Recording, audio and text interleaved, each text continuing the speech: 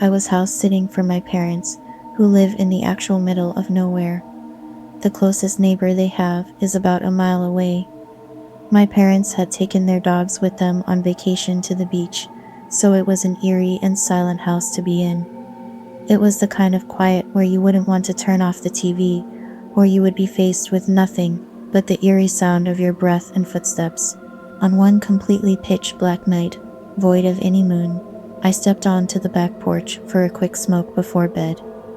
As I reached the bottom of the steps, I pulled out a cigarette from the pack and fumbled for my lighter. As I flicked the wheel, the glow of the small flame briefly lit up my surroundings. In that split second of brief illumination, it became apparent I was not alone. In the few seconds it took my brain to process the dimly lit image, I realized that I had just momentarily seen some massive brown-haired, four-legged beast eating from one of the dog's bowls by the steps leading from the porch into the house, and I do mean massive. Twice the size of me, at least, covered in some dirty brown human-like hair from front to back. I didn't make out its head, but I knew from the glimpse of its torso that it was something I've never seen in the wild.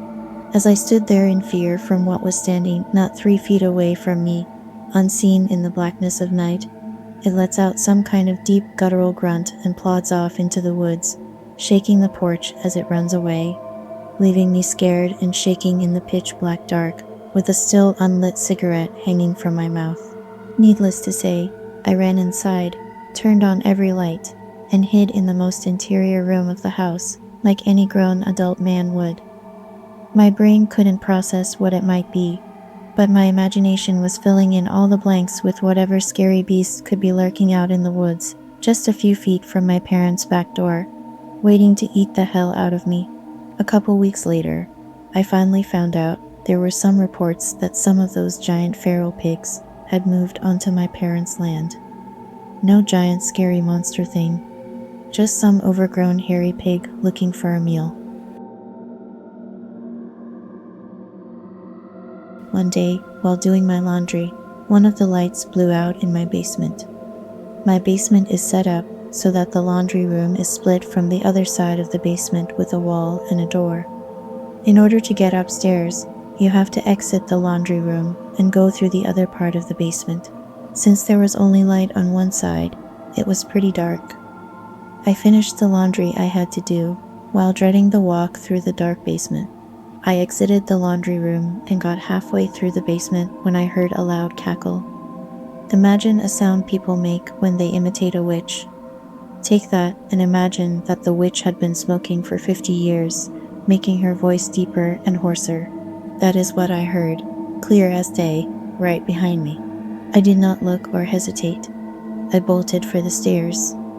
I waited until my father got home and then changed the bulb. I have yet to hear that cackle since, and I have not told a single person in the house about it. When I was about 10 years old, I was at home when my mom went to the shops. I had been in the sitting room watching television before deciding I wanted a drink and headed to the kitchen. From the door of the kitchen, I saw the tall, thin outline of a man outside of my back door and could see the doorknob turn. He put his hand through the cat flap, but was unable to reach the door. He went after a few minutes, so I removed the key from the back door and put it on the kitchen table. I sat on the stairs in front of the front door until my mom got back, terrified. I got up around 2 in the morning. I don't really remember the exact time, but it was past midnight. I saw a figure in the hallway like a silhouette. I couldn't see the face, but I could swear it was looking at me. I went back to my room, took a breather, went out again, and it was still there. I closed my eyes and shook my head. Looked back, it was gone. I went to the washroom because I felt like I was going to piss myself, and when I got out to go back to my room, the figure was in front of my room, looking at me. I closed my eyes and reopened them. It was gone. I never saw it again. I was in middle school, and my parents were out. I put in a new CD I hadn't listened to yet. I fall asleep on the couch. I wake up to someone loudly whispering, "There's someone in your house," repeatedly. It was just one of those stupid, hidden tracks on the CD that played after a half hour of silence. But I don't think the cats ever recovered from the noises I made waking up to that, not knowing where the hell the noise was coming from. I remember a while back, when I was around 11 or 12 years of age, I was looking for my Nintendo DS. I looked everywhere under my bed, behind my pillows, on my shelves, in wardrobes, and even the inside of my bed cover. I completely took off my bed covers, which were white, compared to my black DS, which would have been easily visible. I looked everywhere. I was pretty annoyed, and aloud I said, "Ugh, I can't believe I've lost it again." I then quickly went to the toilet. I was no longer than 60 seconds. I came back into my room and saw my DS opened, right in the center of my bed. I was spooked to say the least. All I could muster was a timid, "Thank you," to whoever found my DS for me. Woke up around 2 in the morning to use the restroom, and I looked down the hallway and saw some figure standing in my kitchen. I looked away and looked back, and it was gone. I almost didn't have to use the restroom because I about pissed myself. My dad loves to whistle, something I do a lot too. When he comes home, I often know it because he mostly enters the house whistling. Anyway, I was alone in the house in my room. I can't remember where the rest of my family was, but I know I was waiting for my dad to arrive home from work first. I was doing something on the computer, and I heard whistling in the living room. I figured I just didn't hear the door opening. The whistling continued, and after a while I got up to go say hello. Yeah, nobody there. Door locked, gate locked. The whistling stopped when I was on my way from my room to the living room, though.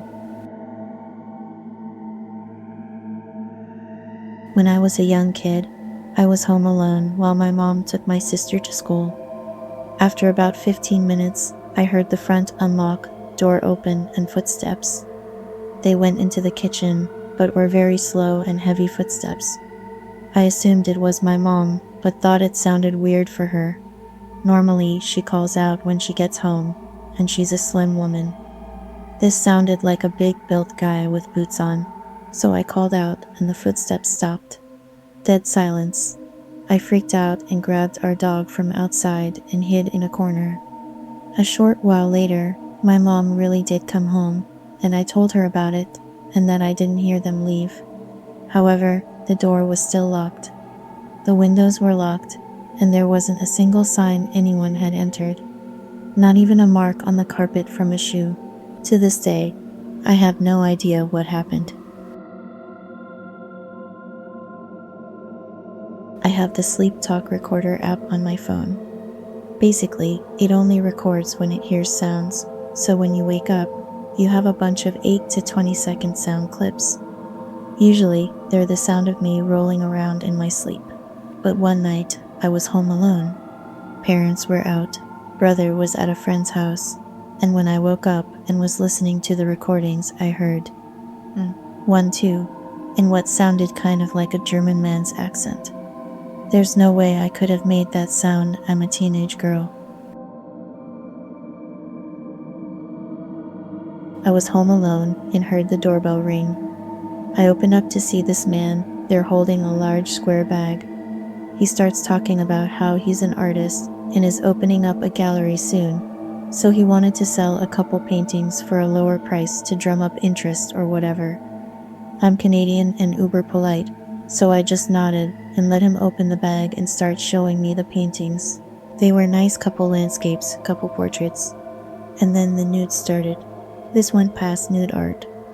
First one was painted and was okay. Then the second one seemed more photorealistic and depicted a very messed up orgy.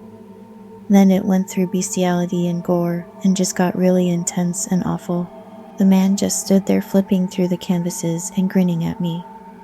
At one point, he made a small step towards me, and I just blurted out, I didn't have enough money to pay for anything and slammed the door. I checked a couple minutes later, and he was still there. I shouted out from a window that I was going to call the police, and he left. When I was 19, my parents and brother had gone away for the weekend, and I stayed behind. I had had a pretty rough night and was very drunk. I pulled a Britney Spears move and cut off all my long hair, drunkenly thinking to reinvent myself, because I was moving away for university the following week. When I finished rinsing the fresh cut hair off of my neck in the shower, I left the bathroom to find a note in the hallway that said, "I was going to leave you a note, but I see that you are here." Naturally, I was walking around my house naked as I thought I was alone.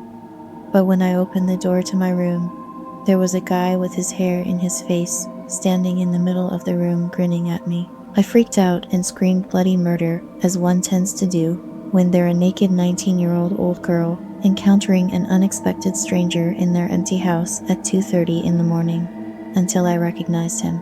It was this boy I had dated in my first year of high school 3 years previously for 2 weeks until he ran away from home. It turns out he had heard I was moving away and just wanted to talk.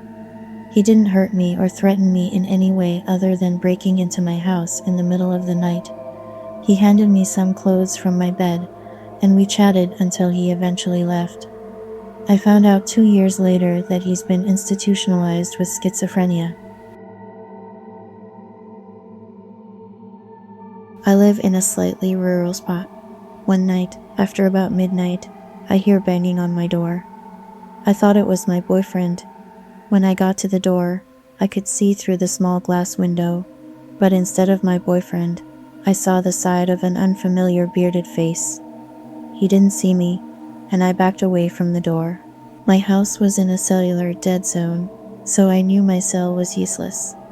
I grabbed the landline next to my bed to call 911, but the line was dead. It was just like a horror movie where the killer cuts the phone line. Meanwhile, the guy was still pounding away and slurring, "Let me in."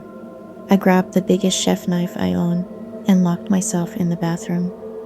I stood on the edge of the tub behind the shower curtain, figuring I might have a chance if I jumped on him from above and stabbed him between the neck and shoulder when he tried to bust down the door. I was terrified, but also pleased with my plan and waited. He started working his way around the outside of the house. I could hear him sliding his hands along the siding and banging his fists against the walls. For a split second, I reveled in my surprisingly badass plan. Then I realized the sabotaged phone hadn't been charged in days. Maybe one of the other handsets still worked. I have never felt more fear than the moment when I climbed down from my hiding spot, unlocked the bathroom door, and went in searching for a second handset, all while a madman was moving around the outside of my house, violently trying to unlock every door and window. I found a phone, and it worked. I dialed 911, but the closest officer was over 15 minutes away. I was told to stay on the line, but lock myself in the bathroom again. That was the longest 15 minutes of my life. When the police arrived, they had me identify a cuffed scruffy drunk off his ass dirty hippie kid. Apparently, there had been a party down the road. He got disoriented and thought my house was his friend's house. He was trying to get back inside the party for 20 minutes of pure terror. First and foremost, thank you for listening and for your continued support on the channel. It is so deeply appreciated, and I greatly enjoy connecting with every one of you. If you enjoyed these stories and want to hear more unnerving tales, don't forget to subscribe and hit the bell so you don't miss any upcoming videos. Which of these eerie tales gave you the creeps and chills? I would love to hear your thoughts in the comments section.